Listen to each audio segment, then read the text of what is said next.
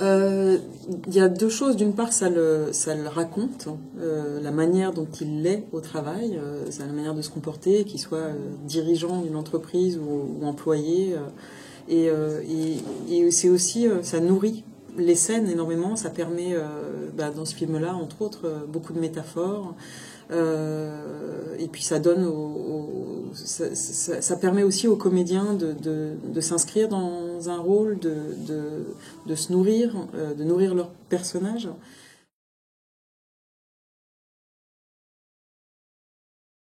C'est compliqué parce qu'il faudrait que j'ai du recul sur moi-même pour dire c'est ma marque de fabrique. Moi, je découvre mon univers au fur et à mesure que je le fabrique. C'est juste que je crois que la métaphore m'amuse. J'aime bien en user dans la vie. J'aime bien. C'est quelque chose de l'ordre du jeu. Je suis assez fondue de psychanalyse aussi en général, donc ça va avec. Voilà, je trouve ça drôle, je trouve plutôt amusant que le spectateur soit complice de cette métaphore, c'est-à-dire que ce soit des métaphores assumées, et que ce soit pas juste des choses inconscientes qu'on fait passer, oui. Voilà.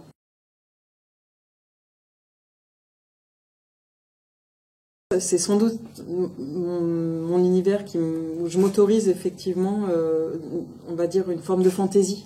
C'est-à-dire que j'essaye d'être toujours au plus juste dans les rapports qu'entretiennent les personnages les uns avec les autres, dans ce que l'histoire raconte, mais je m'autorise à décaler un peu du réel, ou d'une forme de naturalisme, comme on pourrait dire. Voilà, je m'autorise à sortir du cadre, parfois un peu, et c'est souvent effectivement à travers des personnages.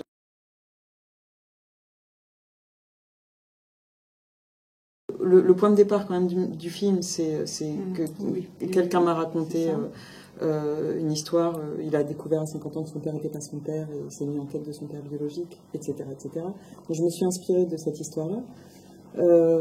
Et cette histoire m'a touchée, et ce qui m'a touchée, c'est le rapport de cet homme avec ses deux pères et ce que ça pouvait interroger sur, mais finalement, qu'est-ce que c'est qu'être père? Est-ce que c'est avoir élevé son enfant? Est-ce que c'est les liens du sang qui nous lient à nos parents avant toute chose?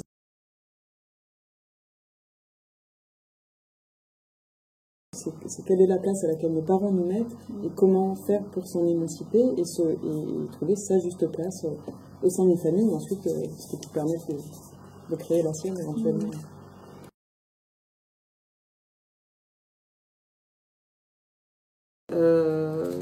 En fait, il y a une musique qui était là dès le scénario, c'était le Papageno de Mozart, et qui était vraiment uniquement là au départ dans mon esprit parce que ça répète papa papa papa papa papa tout le temps, et j'ai dû aller voir la flûte enchantée à ce moment-là à l'opéra alors que j'étais en écriture, et ça a fait tilt. Voilà, c'est tout bête, hein. Et il se trouve que ça fonctionnait quand on l'a mis. Donc, voilà, le Vivaldi qui est au démarrage du film, c'était une musique que j'avais entendue quand j'étais très jeune sur le film de François Truffaut, L'Enfant sauvage, et c'est une musique qui m'avait énormément touchée et que j'avais en tête depuis longtemps, et voilà, je l'ai essayé là. J'avais envie d'une musique à la fois dynamique et mélancolique pour démarrer le film, qui soit en demi-teinte comme ça.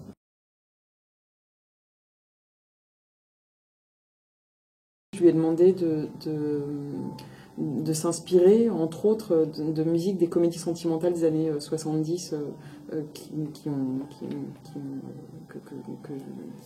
baigné mon enfance, dans laquelle j'ai baigné, je ne sais plus parler. Bref, peu importe. Genre les comédies de Jean-Paul Rapneau.